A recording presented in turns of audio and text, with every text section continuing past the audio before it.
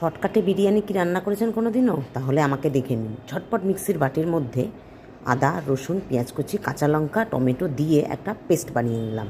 এখন তো তাড়াতাড়ি হয়েই যায়। এদিকে করে নিলাম একটু বেরেস্তা।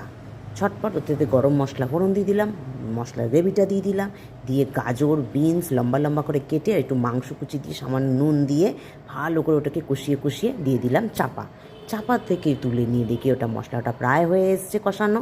গেছে তো একটু হালকা হালকা পুড়ে।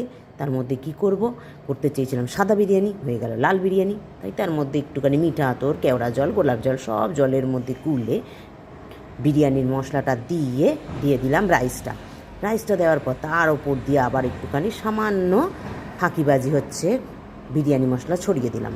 ফাঁকিবাজি কেন বললাম, এটা আমার লং ভিডিওতে গিয়ে আপনারা দেখে নেবেন। তারপরে আর্ধেক ডিম দিয়ে চাপা দিয়ে দিলাম। চাপাটা খুলেই জলটা শুকিয়ে নিয়েই একদম টিফিন বক্সে ভরে ছেলেকে দিয়ে দিলাম। একদম চেটে পুটে খেয়ে চলে আসবে।